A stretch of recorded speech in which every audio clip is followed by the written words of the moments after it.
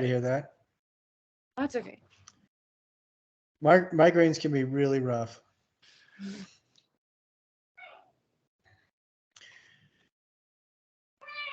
All right, there are a couple things that I wanted to talk about today, but before I get there, were you able to access the recording or live stream from last week?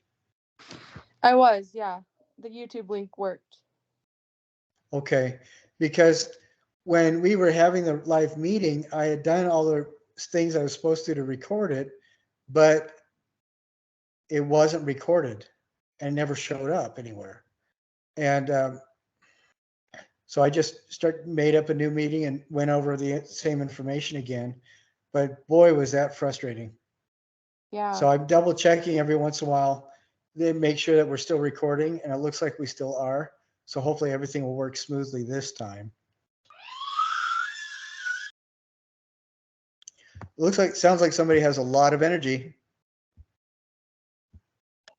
Yeah, I'm gonna mute myself unless you need me to talk because my kids are running around. That is no problem at all. Okay, Cassidy, did we talk about cave art and semiotics last time? No, not that I remember. Okay, that's fine. Now, if we're gonna kind of skip over some of these videos that I share, and the full videos are on. Let's see. The full videos are on the what's it called? Module, are in the module. Let's see, and I'm trying to. We're going to see if we can share this video and you get sound.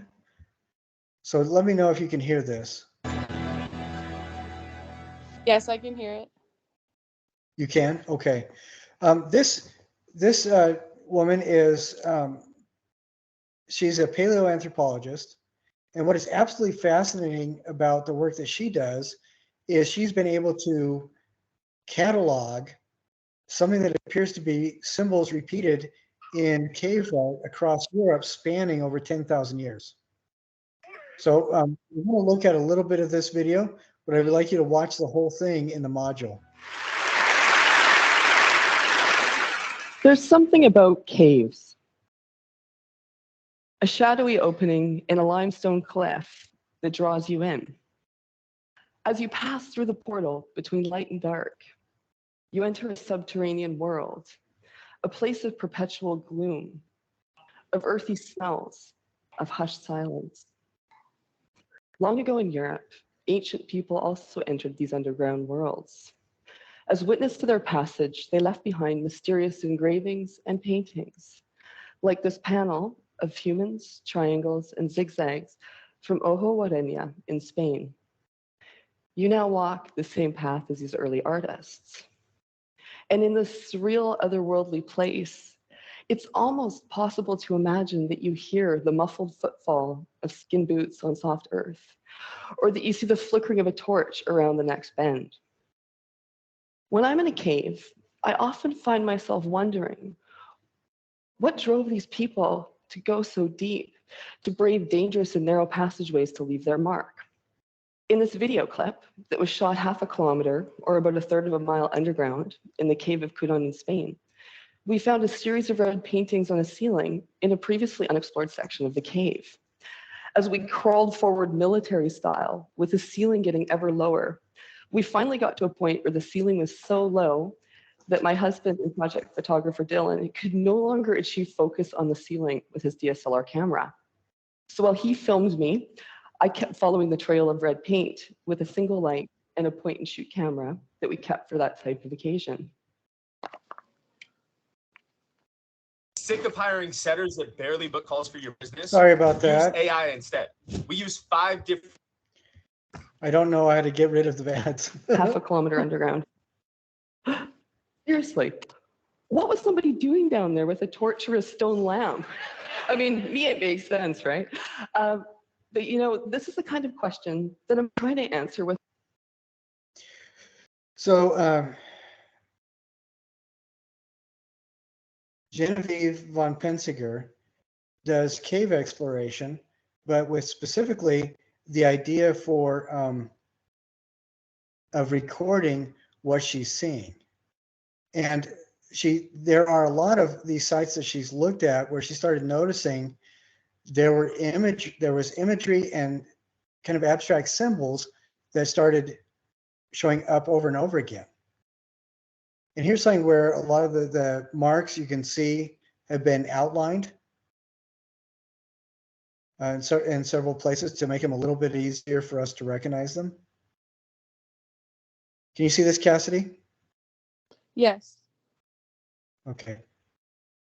And then we get on with a little bit further, and these were only caves that she saw in Europe, in this kind of area, and some in France and Spain and Germany is where she was going. But one thing that she started noticing that was really interesting is that even though some of these were 15,000 years old, some of these were 10,000 years old, there were images that didn't seem to make a lot of sense visually that were repeated over and over again. One is this like sectioned box kind of thing.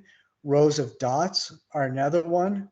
There's also X's and circles that she saw in several places. So here's some repeated circles. Here's something that almost looks like Old Gallic writing right here. I don't know what it is, but it looks really interesting. And then, of course, there's hand symbols and stuff. And there are symbols that may or may not mean something. This is where she was showing what writing became. When writing started showing up, people would draw very simple images in a lot of times materials that they could transport, like scribing it into clay. And then as time moved on and this developed into a language that could be translated, these images became more and more abstracted from what they originally were. And so what we're looking at is, in these three images, progression from a pictograph to an actual word in a specific language.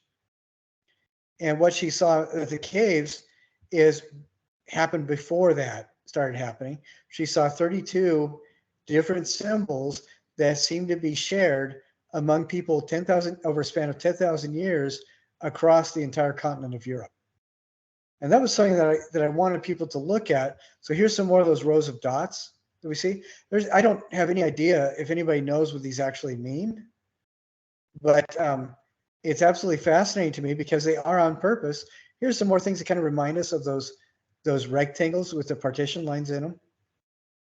What is fascinating to me is that it's obvious that they're on purpose. And since they span 10,000 years and hundreds and hundreds and hundreds of miles, there's something about them that expresses an intelligence that can be communicated. And the reason why I get kind of excited about this stuff is that this implies that our ancestors tens of thousands of years ago were just as smart as we are. They went out of their way to make recordings of things that were important to them that they felt would stand the test of time.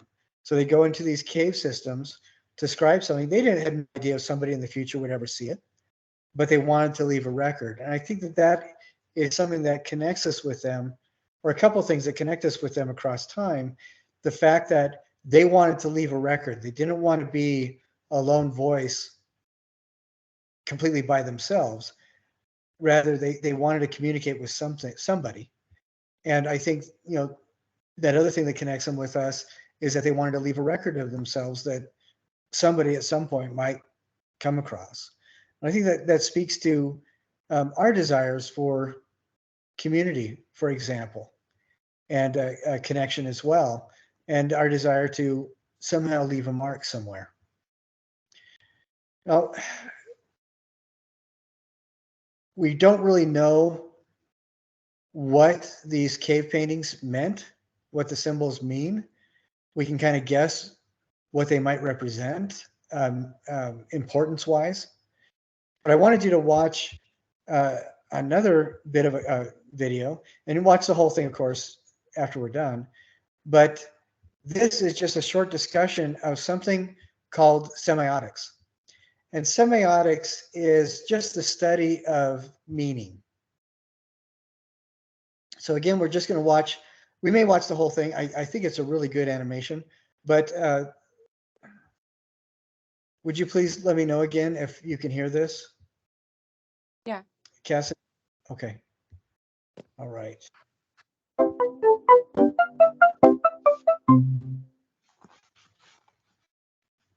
Yeah, I can hear it. Blob is eating dinner. This blob is sleepy. This blob loves you. But how do we know that? This is a job for semiotics, the field of study that explores how humans and other organisms derive meaning from the world around them. In semiotics, a sign is anything that represents or indicates something else, called the object. A sign isn't necessarily pictorial. For example, the feel of a fruit may indicate its ripeness, and the sound of buzzing may mean there is a bee around. Charles Sanders Peirce defined 3 categories of sign: icon, index, and symbol, based on how the sign is related to the object. An icon directly resembles the object. It shares tangible qualities with the object. For example, a painting of a pipe is an icon representing a pipe. A map of London is an icon representing London. And the sound of coconuts may be an icon representing the sound of horses' hooves in a film. An index has an implied association with the object. The sign and the object are connected in a logical way. For example, a growling stomach indicates sunglasses and a white cane indicate blindness, and the smell of smoke indicates a nearby fire. A symbol is not inherently connected to the object. Instead, the connection is a matter of convention within a particular society. Because their meanings must be explicitly taught, symbols are easily misunderstood. Examples of symbols include the dotted lines on a road, symbolizing that drivers may pass one another, and the Star of David, symbolizing Judaism. Most words are also symbols, as they have no natural connection with the objects they represent. Professionals in any field that involves interaction and communication can benefit from understanding semiotics. For example, user interface designers are charged with making websites, programs, and applications easy to navigate. Okay, I think that's pretty good for what we want to do. Here's a good example of semiotics in relation to that hamburger symbol that you see on the top of a lot of websites. This has nothing to do structurally or semantically with the idea that it's a menu. But somehow by seeing these 3 lines, we know that it is related to a menu. And we can, if we click on it or hover our mouse over it, we can have a better chance of being able to successfully navigate the website that we're on.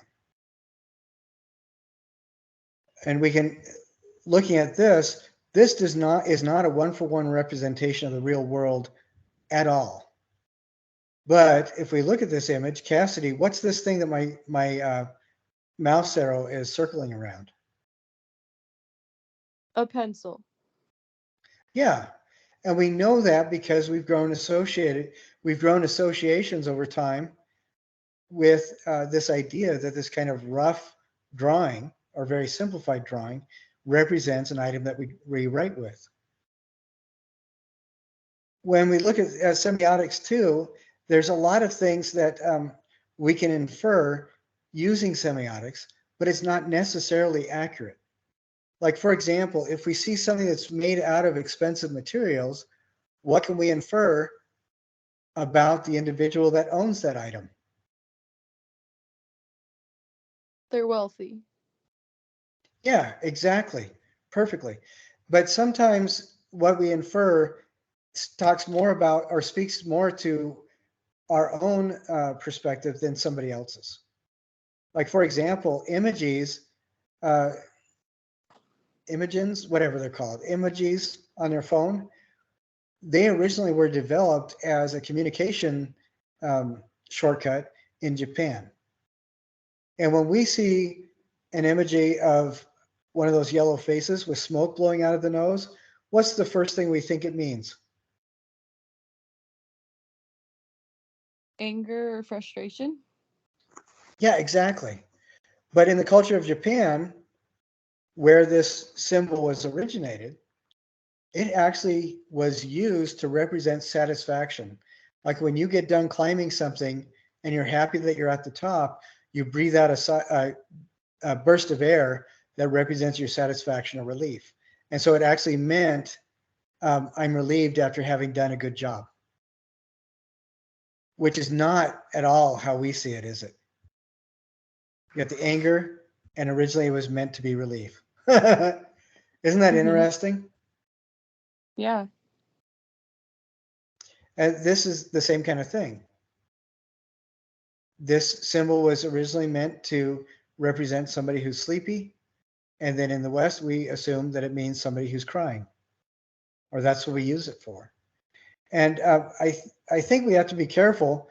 We can apply semiotics a lot of the time to the things that we interact with, but we need to be aware of this fact that we're always going to be biased to the culture we grew up in. Whether or not we like it, that's how we've habitually grown to respond to symbols. What's the symbol on the left mean?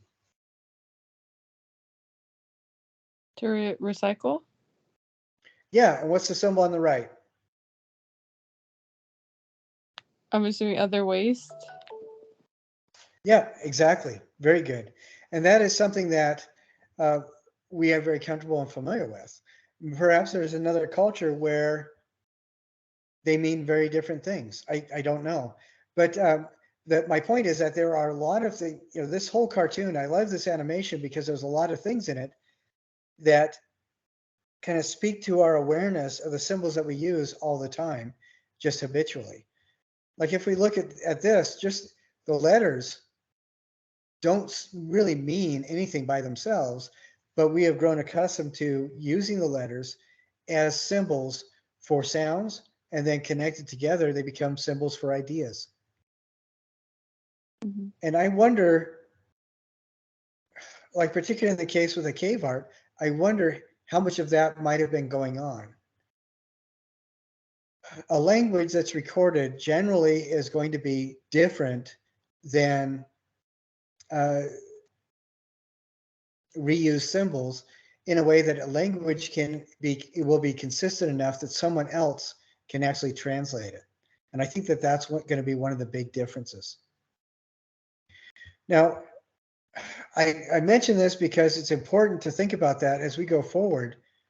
Be aware of how what we're looking at is related to its potential meaning, and be aware as well as the biases that we bring when we look at something. An example of this is, Cassidy, would you agree that when we look at those cave paintings, we think that there's probably a good chance that men made them? I don't know. I did have the thought when you had mentioned that, we thought that maybe this particular drawing must be recording something very important or like sacred that they wanted to be like immortalized. And in my head went to, it might have just been how many animals they hunted that season. But our brain is like, if you took the time to record it must mean this. But for them, maybe the most important thing was just tracking how many, like we have different relationship with how we get our food.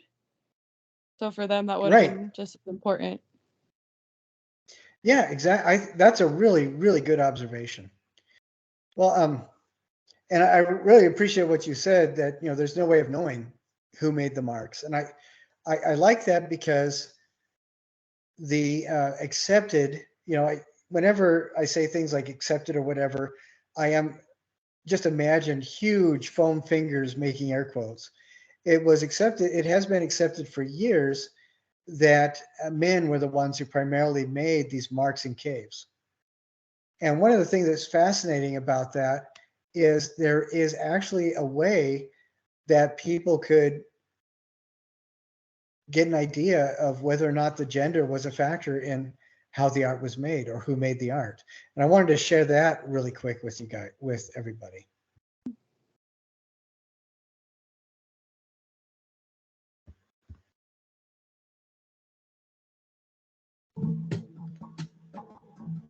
Cave art are drawings painted on cave or rock walls, usually dating to prehistoric times, and some of them as old as 40,000 years old. And the traditional assumption is that cave art was produced mostly by men, but a recent study suggests that women made most of the oldest known cave art. The paintings were made deep within the dark caves, and the most common subjects are large wild animals, abstract patterns, and also human hands. These hands prints have been found in caves all around the world, and we don't know why these ancient artists made such an effort to create these paintings, but the way they made the hand stencils was with paint made from dirt or charcoal mixed with spit or animal fat. They then placed the hand on the wall and blew the paint at the hand, a similar technique as today's airbrush. The common theory has always been that these cave paintings were made by men. However, archaeologist Dean Snow studied hand paintings in the caves, and he measured the length between the ring and index fingers, because women tend to have the ring and index fingers of about the same length, whereas men's ring fingers tend to be longer than their index fingers. And Snow's analysis determined that 70% of the hand painters were in fact female. Fun fact is that Mikono means hands in the Kiswahili East African language. We create where the hands, and we always have, as ancient hands on the walls clearly show us. I thought that was really interesting. I had no idea that there was a way to determine who had made the paintings because it was so long ago. Yeah. But if we can identify these people by their skeletons as anatomically identical to us, then that statistical spread of finger length is going to be consistent. And so at the very least, we know that 70% of the hand paintings were made of women's hands, for sure. But isn't that interesting? Yeah, I think that might be a place too where we put our bias onto it and assume of our assumptions of who we assume did the art. Yeah, absolutely. And it speaks a lot to exactly what you said, how much of our own bias either prohibits or helps us in understanding something else. Well, I wanted to share something else really quick. There is a sculpture type, and I say type, it is something that seems to show up an awful lot. Almost everybody with paleontological art display in their museum has either a copy or original of one of these figurines, and they are pretty much everywhere. It seems like they're ubiquitous wherever our ancestors made anything more than cave art. If there was something in the space of the cave art that represents use of technology, like for example tools or a work stone or anything like that, it seems like these structures were there as well. And I think that this is absolutely fascinating. Let's see. During not the gonna midst watch- of a cold ice age, Sorry, we're not going to watch the whole 11 minutes. That's an awful long time. So I would like you guys to watch it, but I want you to check this out. hunter-gatherers were active people who had to forage for everything they ate. We often imagine them as quite lean. So why would obese women be the centerpiece of Paleolithic artists? This strange artistic trend has baffled anthropologists for many years. Our understanding of these artifacts will in all honesty never be complete. However, a healthy amount of speculation perhaps can help us understand these ancient people. The oldest statuette of this nature is the Venus of Hohlefels. It was discovered in Germany and dates back to between 35 and 40,000 years ago. This would place it in the early Aurignacian. They were the first modern humans to truly settle Europe. The Venus of Hohlefels is sculpted from a woolly mammoth tusk. The figure displays a very large woman with unrealistic. Okay, I think there's a lot of information in this video that's really good. It gives a survey like this, but we can tell right away that the writers and the narrators are already having a battle with their own bias. Okay, hold on a sec. Revetian, which dates to between 21. Well, we can see variations of this theme this is from all over different places in Europe and elsewhere, where we see what appears to be a feminine figure just carved out of there. Here's carved into stone, out of stone, a tusk, bone, lots of different things, but these are generally found in caves that have been very difficult to get to. And it seems to be in the place that it's difficult to get to, it seems to suggest that there's some sort of reverence associated with these. These are almost votive figures. And what does upset me about a lot of people that look at this is that their cultural bias shows out because of the way that they describe the figure that we see. Now, what I'm seeing is can you see this as well, Cassidy, this new screen? I'm seeing like a variety of figures. Okay, all right. Let me stop sharing that. I do want people to watch that video. It is like Cassidy and I were saying, it is a little bit culturally biased.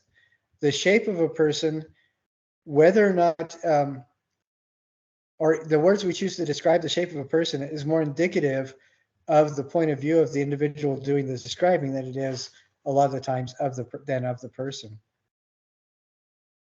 Okay, so here's what I want to show. This is the Venus of Willendorf, which is a really good example of this kind of figure. If we look at this, we can see it does represent a feminine form, but it does not, I don't think it represent, or is, I don't think it's intended to be confused with an actual human being. And the reason I say that is because we can see enough features of this to identify the gender of the individual. But the face itself is very abstracted. There's no face. A lot of the times when we look at art with it doesn't have specific facial features, there's generally, in my experience, there's generally two reasons for that. One is that the artist lost interest or wasn't of any importance in the thing, or the other reason is that the artist wanted to open it up so anybody could see themselves, or it represented everybody with other with other traits in the image that they could connect to. And so by not having a face, it represents, through the semiotics that we talked about, it comes to represent every face. So I think what this represents, when the care is taken to carve every other feature of this, I think that not having a face means that this is less intended to be a portrait of somebody real and more intended to be a symbol of an archetype. And that's what I think. And it's, but we can see this represented in several different things in Paleolithic art. What do you think about that, Cassidy? Do you think that's valid? Yeah, I mean, the skill level of all the detail that was done on that figure shows that the creator could have done a face if they chose to. So it seems like a intentional omission. When studying the Venus figures previously, I did read one theory that either the hat or the hair could be the identifying feature, that culture could have known exactly like what that hairstyle identified that person's role or that figure's role, or in our understanding of deity or of some sort, that there's a chance that that could have been the identifying feature, so others wouldn't need the face to know. Oh yeah, I think that could be valid too. I like that theory. With the consistency of lack of face in a lot of these figures that we see all over the place, I think there is probably some truth to that. In this particular one, the head area was chipped away, but maybe the original had like a different style of hair. Maybe the hairstyle was convention, and it does make me wonder, because I think everybody that looks at these has their pet theories. What's fascinating to me about this is The Venus of Lausel is not a full 3D rendering. This time she is carved onto a relatively flat surface in relief, and she's holding something.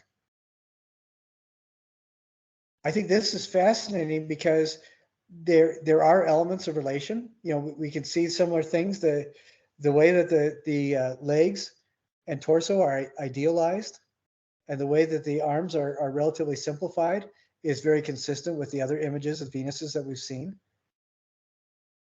And you know, of course, using the term Venus is again a example of cultural bias, like we talked about. And again, these are things we need to be aware of, but it also seems to be consistent as well. Now, the difference is the two big differences on this one are, I think, the horn in the right hand and the missing face. Why do you think the face is missing? Do you think it was carved off, or do you think it just represents natural erosion? I don't know. It kind of looks like iconoclasm from other art, but it could be ironic. Like it could be have just been an accident, but Yeah, it does. It could be read either way. I think you're right. The only way to know is see if anybody's done any studies on to see if there was a chisel used. But I don't even think that that would be appropriate, because if the face was taken off, it would have been taken off with the technology being used by the people at the time that where it happened, and it looks like the age of the stone is roughly similar to the area around it. So it was, you know, years and years and years ago. And that horn, that's an interesting thing. A lot of people associate that horn with the cornucopia or horn of plenty throughout Europe and the near Middle East and North Africa, and a lot of other cultures like shamanistic cultures in Russia, for example. The horn was used as a symbol of abundance, because the horns were hollowed out traditionally and used to carry things. And so people associated that it's a carrying item that doesn't ever get empty. But also in ancient cultures, the horn, when it was hollowed out like that, could also be used as a lamp, because the horn could diffuse light. And it was used as a symbol for light. Now that's a little bit more recent meaning convention. That shows up in particularly Semitic mythologies. So this is like pre-Bible quite a bit, but it reemerges every once in a while, like in the Bible itself, when Moses was coming down off the mountain after an interview with his deity. His head was glowing. And so it was translated in the King James Version as he had horns. And Michelangelo used that as a convention on his sculpture that he did of Moses, which I think is kind of interesting. But the horn also is a really ancient symbol for the moon, because it represents much of the moon when, before the moon starts waning, and after the moon is new, you see this horn shape. And so, you know what? So that could be a possible meaning too. My only concern about using that is, if that was the meaning, I'm thinking that this figure would have been holding a crescent, because they could have done anything. Obviously, they knew what they were doing when they were carving. You see the striations on the horn. It looks like, because of the texture of the horn, it belonged to a ram, and you know, because of the horizontal striations. But I think that it could also be a mixture of things, or it could be something completely different. You know, when we look at these things, I think we're somewhat crippled a bit, because we only have our own biases and our awareness of that bias or those biases to kind of inform what we're looking at. And I think that makes it really difficult. That's why we should be aware of the principles of critical thinking and bias in observation, as well as production, and also just aware of semiotics, so that we acknowledge the fact that we could be wrong, and we also kind of figure out the places where we potentially could be wrong. So, but I think that those could all be valid observations. What do you think? I actually really loved that. I was taking some notes on it. I've studied and compared these Venus statues to the Asherah pillar statues that appeared, in the Canaanites and also the Israelites in the Jerusalem area, and they Right. have interesting correlations with just some of the figures, the way they're presented, or even the headpiece.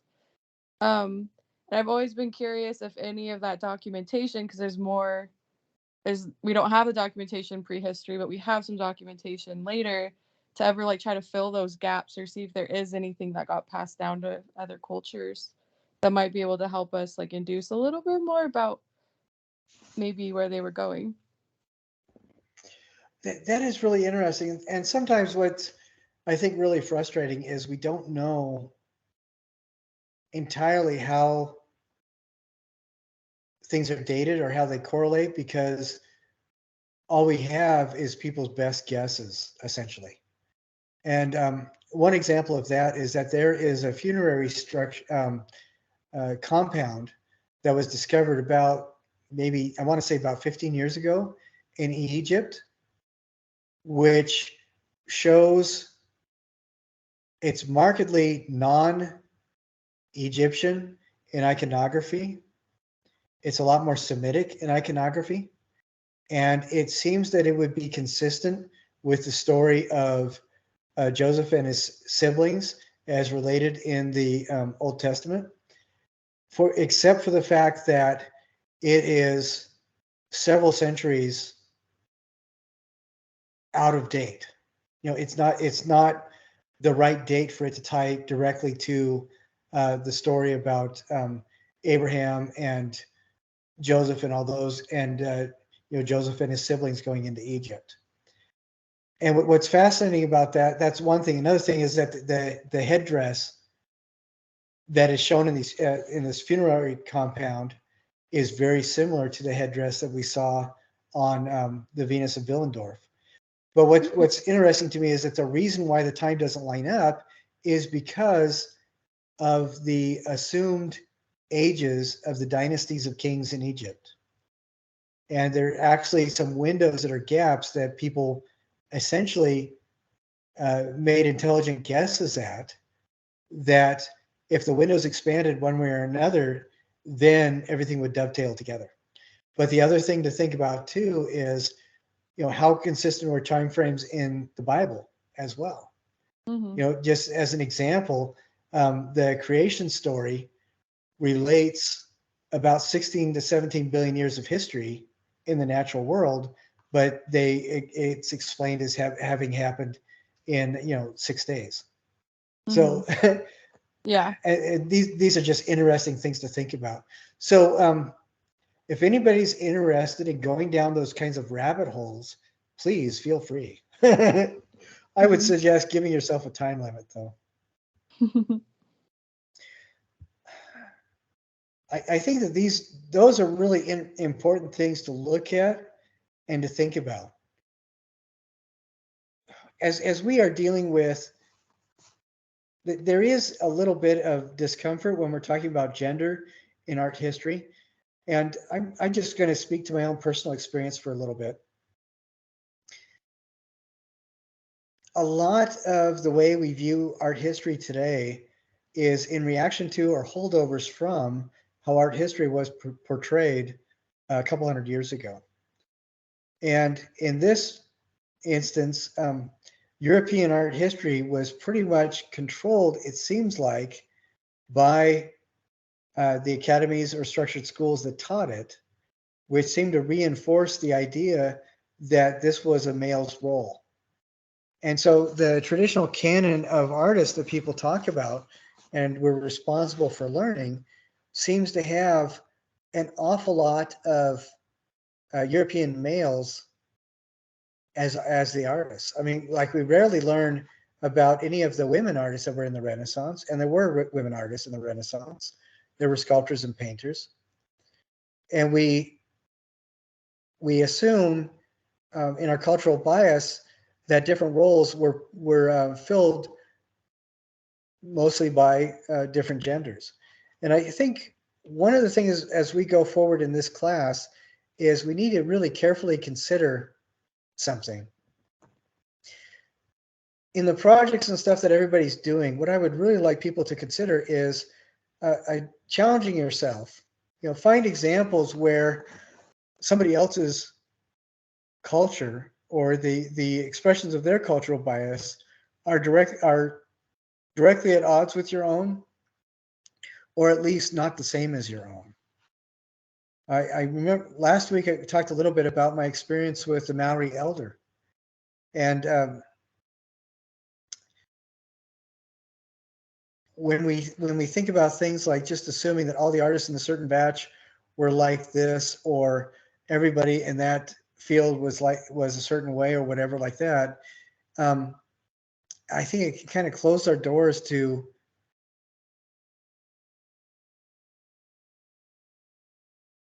being aware that so many other people contributed as well. Now, unfortunately, because of the way or what we have records and access to, this is going to have to be from a European perspective, because that's what my training was in. But I am going to try as hard as I can over the course of the semester to look at as many different perspectives as we possibly can. So this is not intended to be a feminist class, and is not intended to be flag waving for any group of rights over any other group of rights. What I want to do is just examine that question, opening up the possibilities of gender roles and gender representation in art that is not necessarily what we expect it to be. And that's pretty much like, you know, if we think about, for example, wine pressing in Italy, and you know, people stomping on the grapes, what's the gender we generally associate with that in the West? I think about, you know, winemaking in like Italy or France.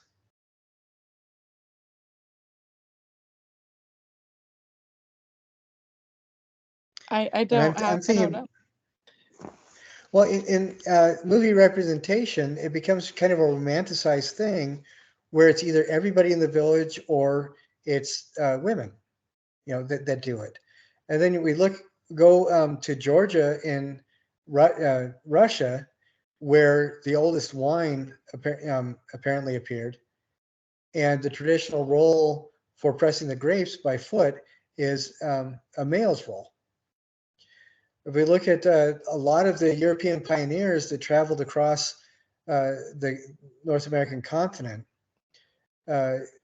textiles seem to be a role that was commanded for the most part by women. So, you know, the making of quilts, the weaving of material, the making of thread and yarn, this kind of thing.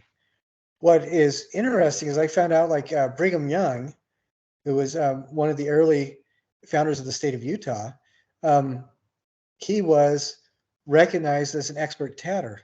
Tatting is when you use thread to tie doilies.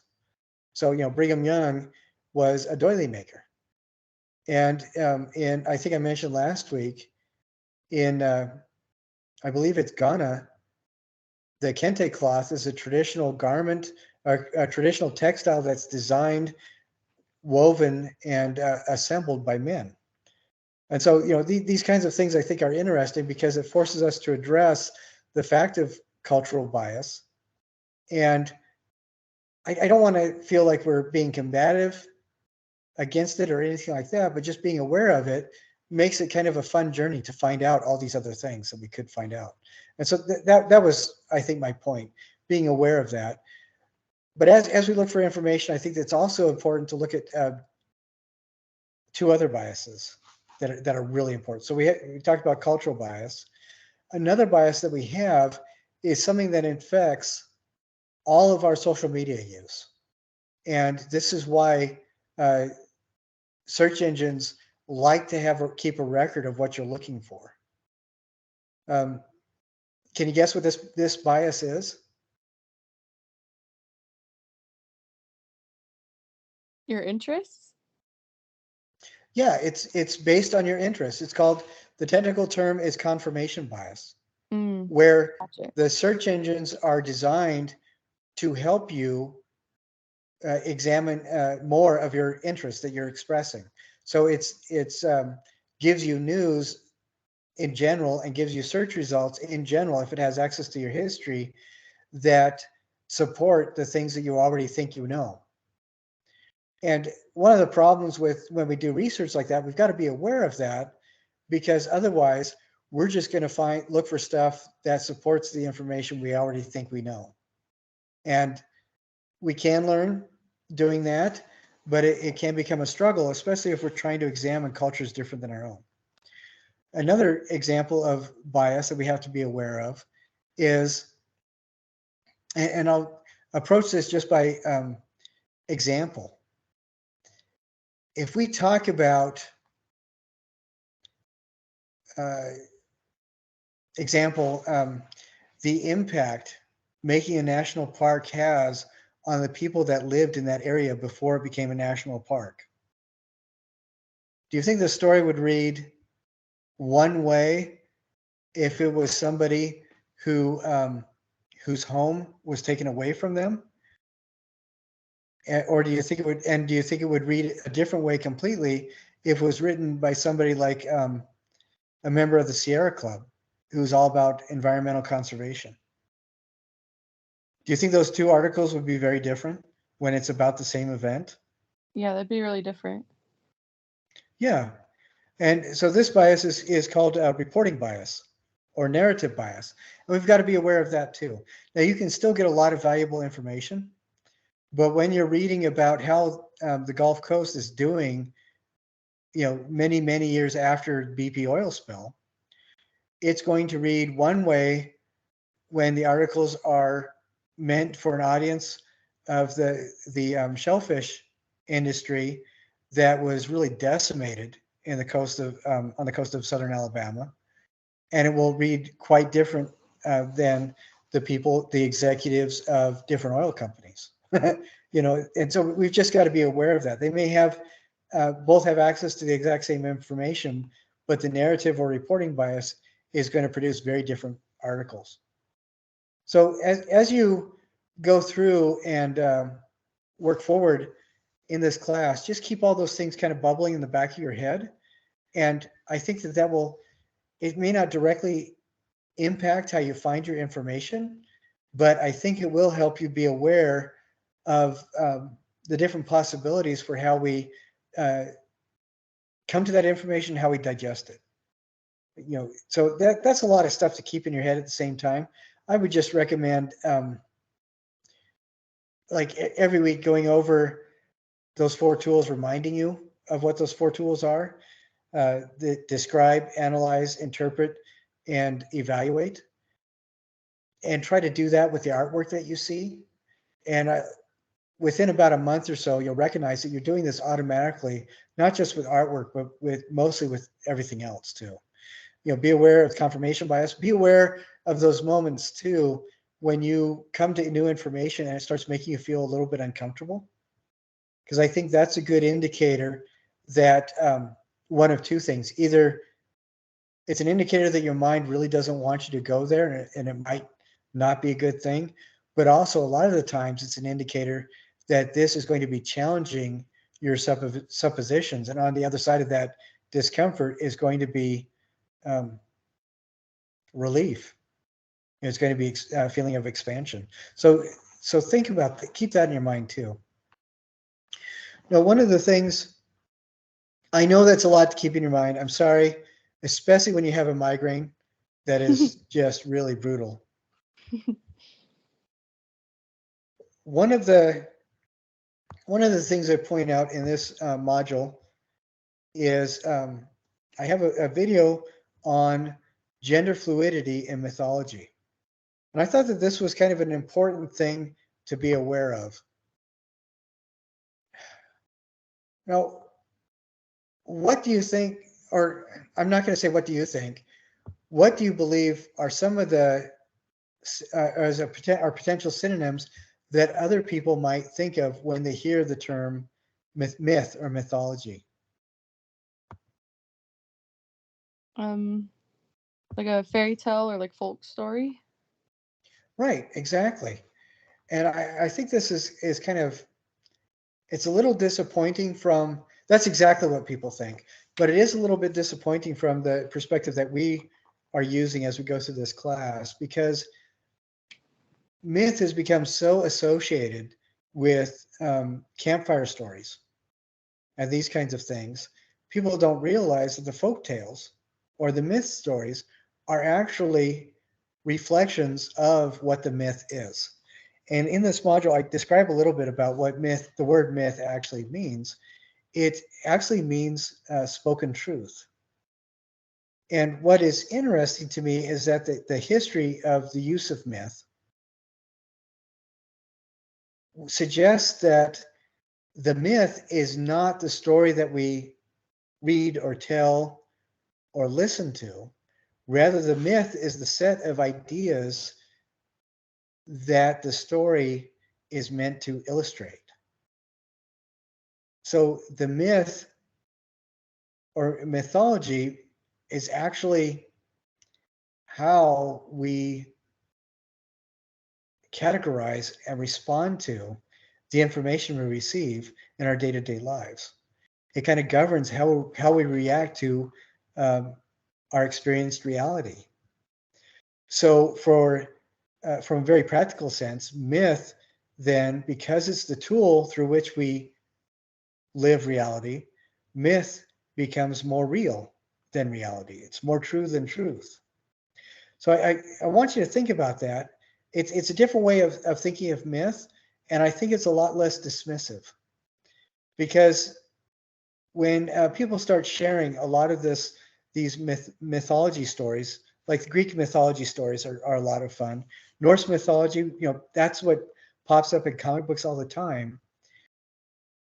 They're fun narratives to work with, and we think of them as fantasy stories, but actually the original stories were intended to teach principles that illustrated the underlying reality that we experience. I know that's a little bit different concept than we think of, but one of the reasons why myth is used in comic books for those stories is because we react to those stories with, I'm not going to say we react to it with, but we react to them with something almost like a cellular memory. We react to them almost automatically. We don't know where the reaction comes from. It's really hard to think about, but we all can associate on some visceral level with the idea of the underdog, and that somehow the universe wants the underdog to succeed if they just continue with pluckiness and hope.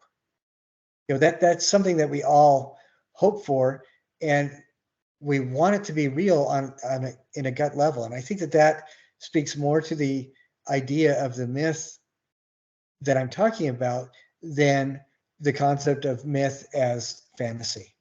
Does that make sense? Yeah.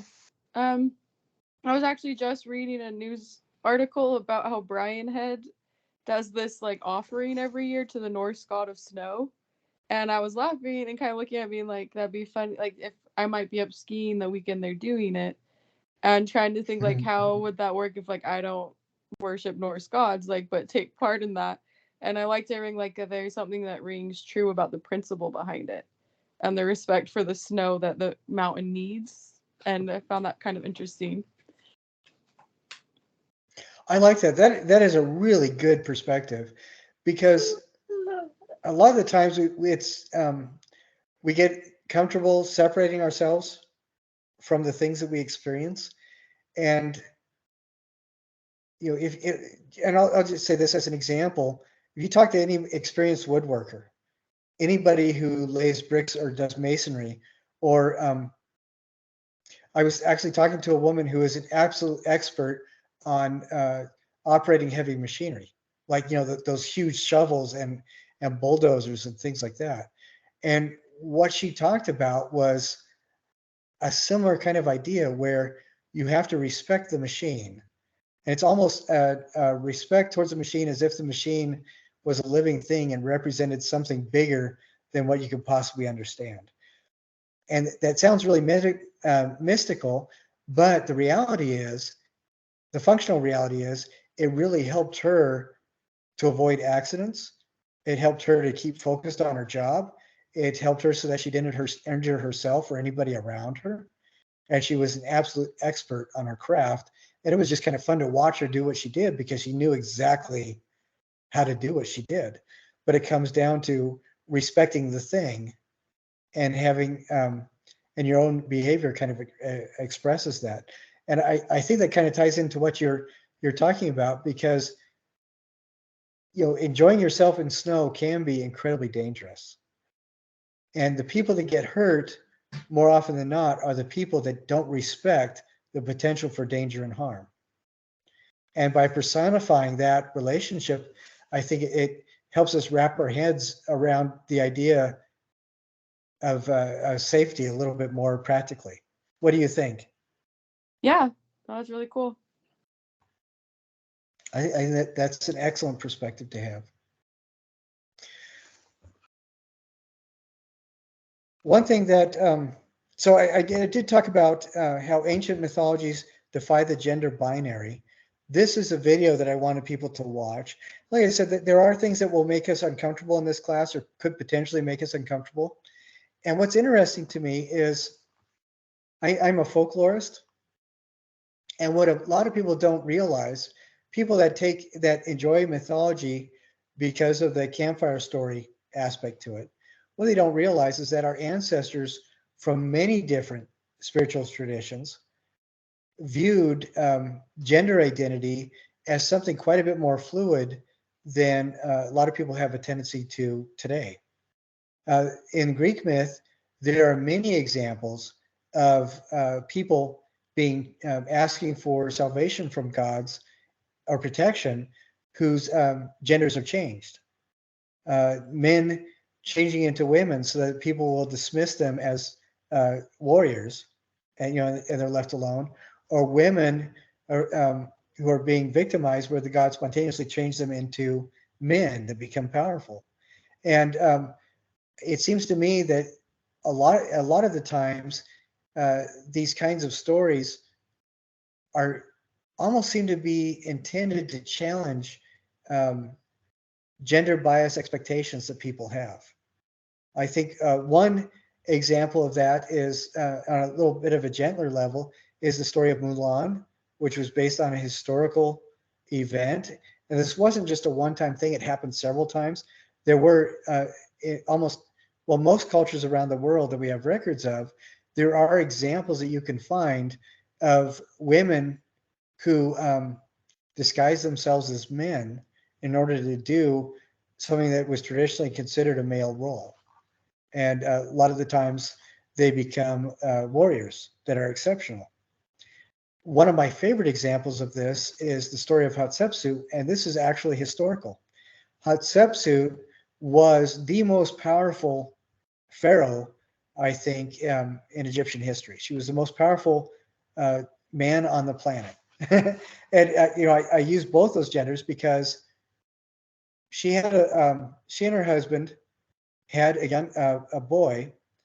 When he was about 10, I believe, her husband died.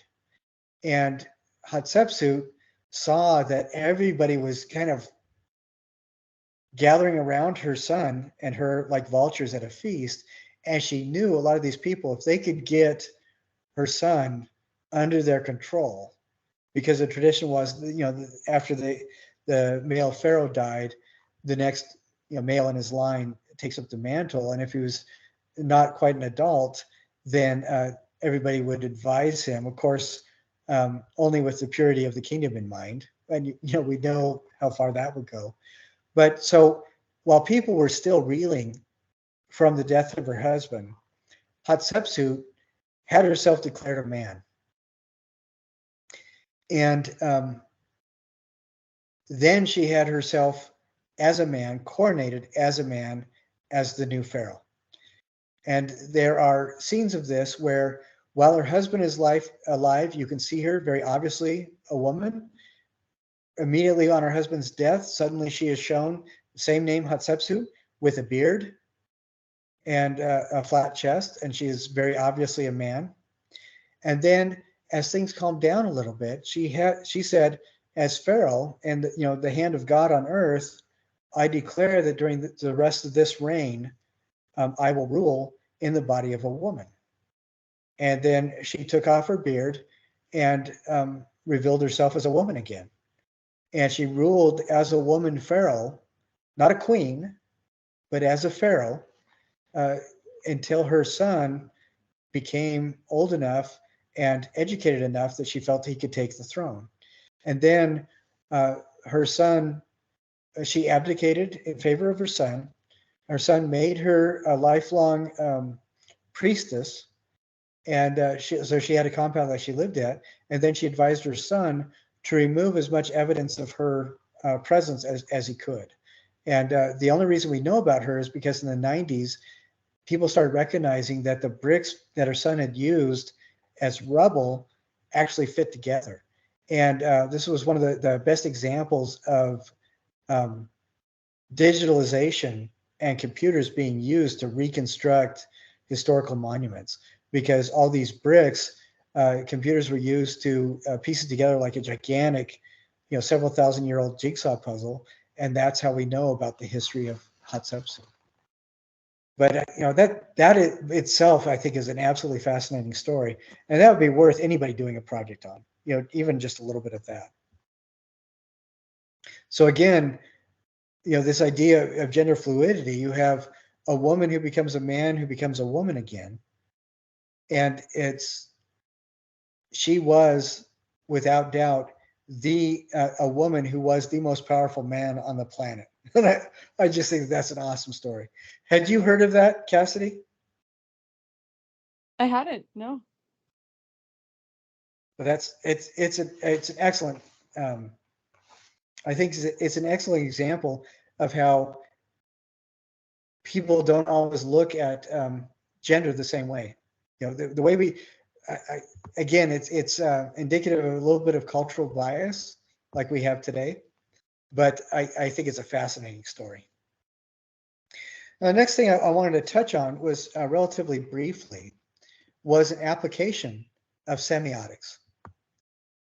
And this is something that has really, it's bothered me quite a bit over the years, and it still is a little bit of a thorn under my, it's not really a thorn, it's more like, when you eat popcorn, you have one of the kernels get stuck between your teeth or something. It's more like that for me. But this, can you see this, Cassidy, this figure? It's loading. Okay, yes, I can.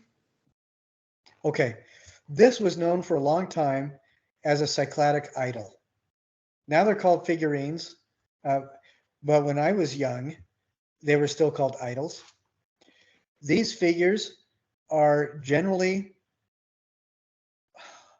either non-gendered, or sometimes, a lot of the times, they appear to be like they could be feminine, but they vary in size from like 8 inches to 2 feet or so.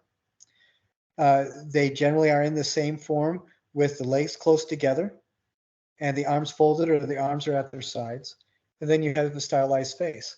One thing to be mindful of, and I think we talked about this before. Did I tell you guys about Severus Septimus, the first real emperor of the guy who's the Roman emperor who pretty much established London? Did I tell you about him? No. Okay, Severus Septimus, his bust is, the stereotypical marble that you see, the Romans marble.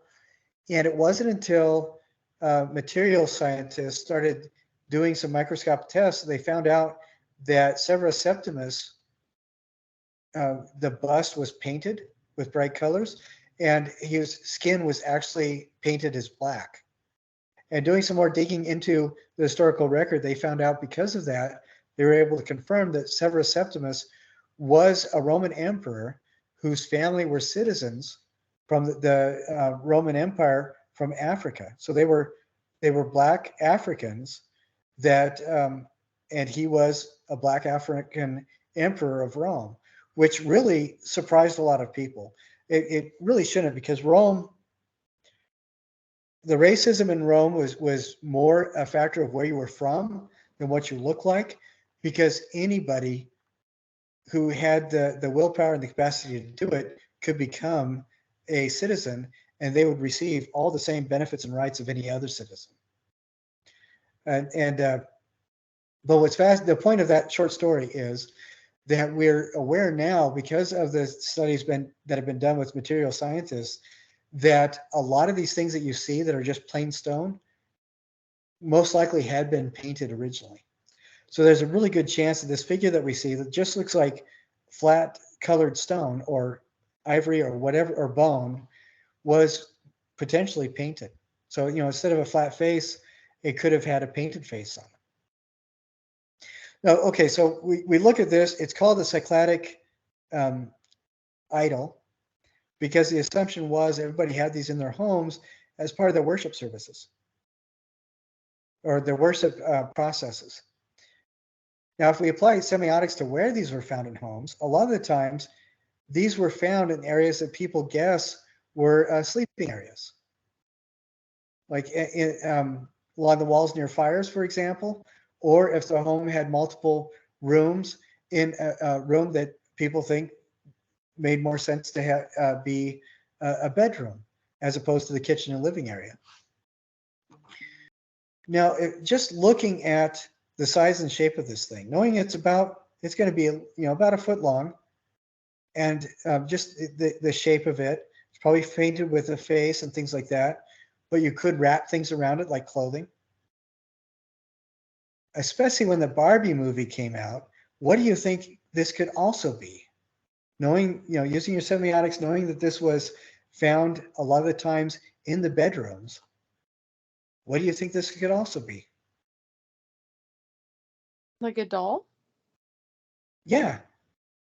There's every bit as much evidence to suggest that this thing was a Cycladic Barbie than there is to suggest that this was a religious idol.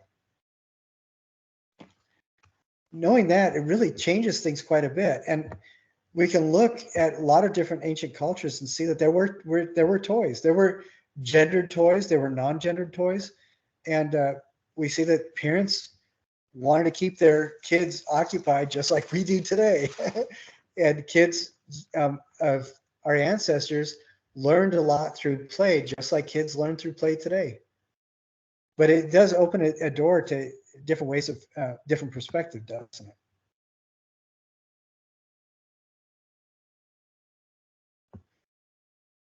Now, in this module section, I also include at the bottom a couple of videos about what is symbolism as it relates to art movements and styles.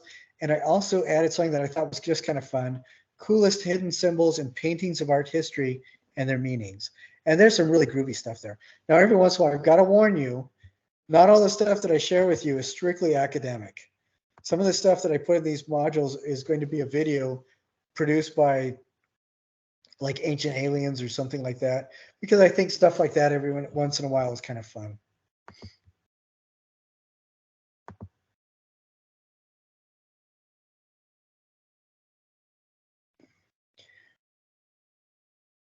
And then then the next part of that module talks about gender in ancient art, and we did cover quite a bit.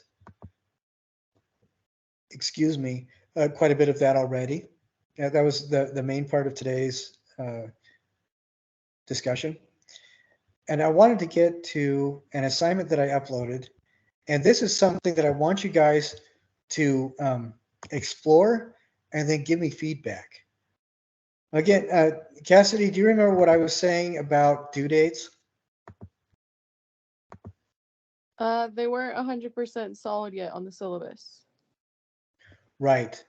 And I'm thinking that my thought is we are going to be going towards hard due dates that are once every month, So, so you can get everything done and turn it in. And if you want to, the due dates will primarily be there for you to just kind of keep track and keep going forward. But what we're essentially going to be doing, this is what I was thinking. We could do a quiz and a response every week, and I thought that would be really boring. So what I was thinking instead was having weekly reflections. So we're going to do about 14 of these.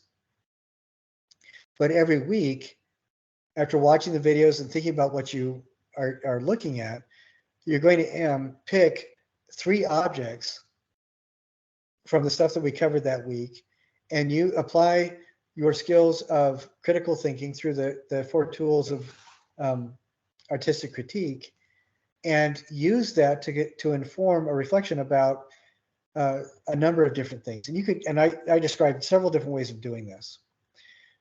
You could spend about 80 words for each of those 3 items and go through each of the 4 tools on them.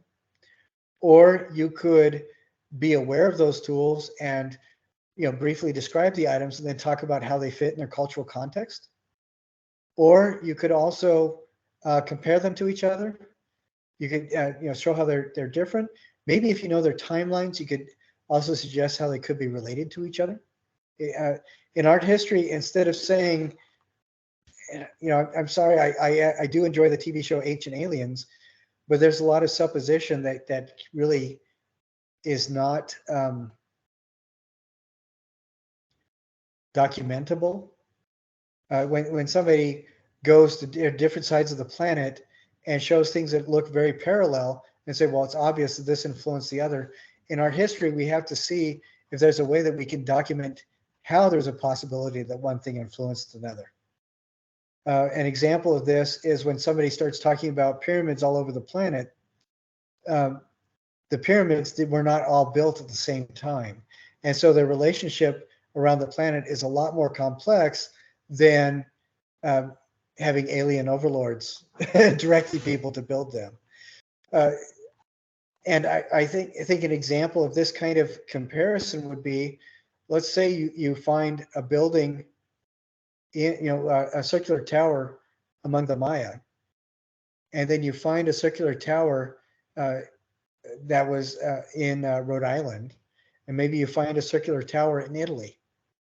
And looking at them, they all 3 have very similar shape, and you talk about them and you describe them, rather than saying that they influence each other, because there's really little evidence for that. What we can say is perhaps they were used for similar purposes, and we could even find a little bit of evidence to suggest that the tower of the Maya and the one in Rhode Island were both used with an awareness of something called paleoastronomy, which was where things were lined up to where the sun and moon rose and fell and where the stars were. And then we could talk about this round tower in Italy that was also used as observation posts. It's a really good example of people using parallel design to kind of cover similar ground cognitively. They're all 3 making something that had a relationship to astronomical observation. So that's the kind of thing, and you could talk about that, or you could talk about basically anything you wanted to in the context of the class and that week's discussion, using 3 objects from that week's discussion, or that we found in that week's discussion. What do you think about that, Cassidy? Do you like that idea better than doing a quiz or a test? Yes. It sounds like you're a little hesitant. What I would like you guys, what everybody. My first thought was the quiz might in the end be easier, but I feel like I would retain this process more and actually be more prepared in the real world. Well, and art history, it's typically a lot of memorization, but I really enjoy exploring how things connect. And that's my whole art career has been finding connections among things. That's what I do. And I thought that this would be a really good opportunity for people to kind of show off their knowledge, because you are picking 3 things, but learning about how they relate to each other and being able to apply critical thinking, I hope in the long run it probably is not going to be easier, like you said, but I hope it's going to be a lot more beneficial. That's what I'm hoping for. And at the end, after 14 weeks, you'll know a heck of a lot more about 52 different objects than you would otherwise. And I think hopefully you'll retain. But I gave like a really brief example. And in this, what we're going to do, I gave a list of things to include if you possibly can when you describe the artwork. This I just labeled Hungarian Mars space stamp, Soviet spacewalk stamp, and US space race stamp. Under each of those, what you would do is record the possible dates, the medium if you know it, the description, and I give an outline. If you go up a little bit earlier, I talk about the kinds of things that you need to, if you possibly can, relate in your description of the artwork. So for each object, you include the location, the dimensions, the title and date of creation, if that's known, and the artist's name. And however you put that together that makes sense to you, try really hard to be consistent. So if it's important, the medium is more important, then you can list that first and then list the other things as you know them in the same order. But try really hard to keep the same order all the way through the semester.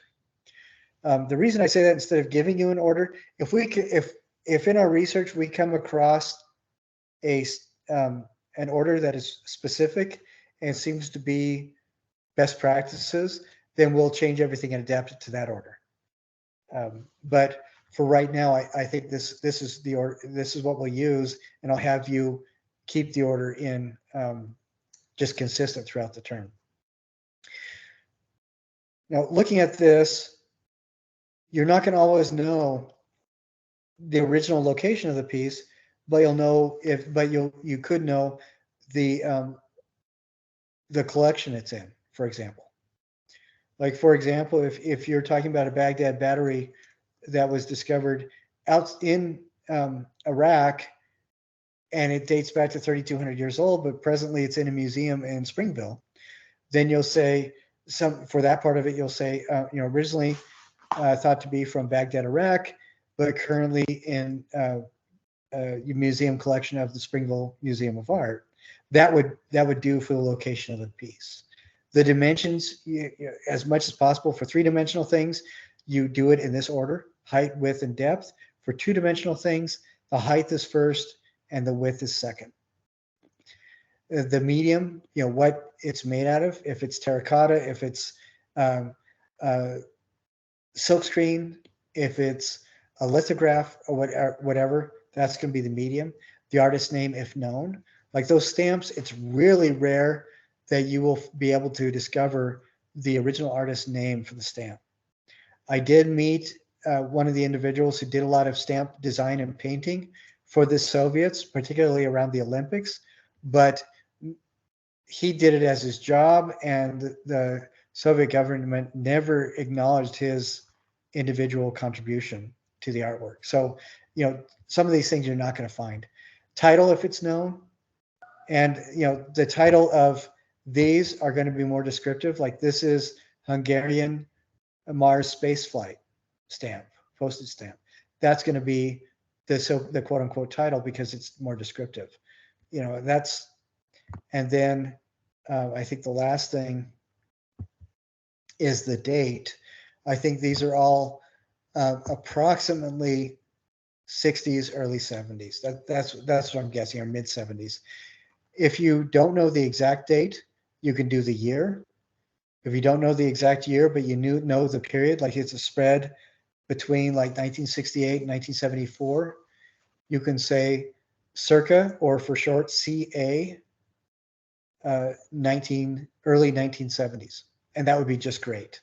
Or if we're doing cave art in Lascaux, we can say circa 25,000 BC. All right, so that's how you record that, and then you'll talk about it. Do whatever your essay is, something incredibly insightful and mind-blowing, and then wind it up. And if you had to use any sources that you cited, use the MLA citation style. And right in here, I give a link to a page that talks about the MLA style. But you can also do a search online and find several, if you look up MLA citation style, you can find several different websites where you plug in the information that you know, and it will show you what the proper citation format is. But the MLA is what we're going to be using. That's what we use typically in our visual arts and art history research papers. One important thing, if you guys want to use ChatGPT or any other AI generative programs, please do, but do not let them be your final draft. Always go over it, always double check, make sure it's good. A big problem that I've seen is people will use AI generated citations. There is only one AI generative program that gives accurate citations. All the rest, they mimic the citation using statistical use models, which means that they're basically grouping random bits of information together to make it look like an MLA citation. And you can, if you try to look it up, you'll never be able to find it. I found this out from friends over in the English department, where students were just leaving the chat, you know, the AI chat citation the way it was. But since the AI generative programs are based on statistical use models and not new information and not designed for academic use necessarily, the citations there are invalid. They really don't work. So your job, guys, as you watch this and move forward towards Sunday night, think about this and give me feedback. I would like everybody to try their hand at this and then tell me your experience. And you can, when you submit this, as I prefer as a PDF so that it stays formatted the way you want it to look. But when you submit this, write in the comments just your feedback about the assignment. Okay. Right. Does that make sense, Cassidy? Yeah. Excellent. Any last questions or comments? Nope. Okay. I will be revamping, you know, as soon as I get feedback from people and a little bit better response, I'll be revamping the entire course so it makes a lot more sense. As of right now, pay attention. You guys are responsible for the things that I have applied dates to. You don't have to necessarily respond to a lot of the other stuff unless you want to, but the assignments that I've dated and things are the important elements of this so far. And again, if anybody screws up, not a big deal. We should get it sorted out fairly soon. And until then, just do the best you can. Don't get upset. Let me know what's going on and keep me informed as we move forward. All right? It sounds good. All right. Well, thank you very much for representing the entire student body on today's lecture. You're welcome. And I look forward to hopefully, I look forward to seeing more people next week. And this time I am a solid 43% sure that we did record it. So this will be the one that I upload on YouTube. All right. I hope you have an absolutely wonderful week and weekend and be safe over Labor Day. This is one of the worst times to travel. So be safe and pay attention. Okay. Okay. Have a good weekend. All right. You too. We'll see you later.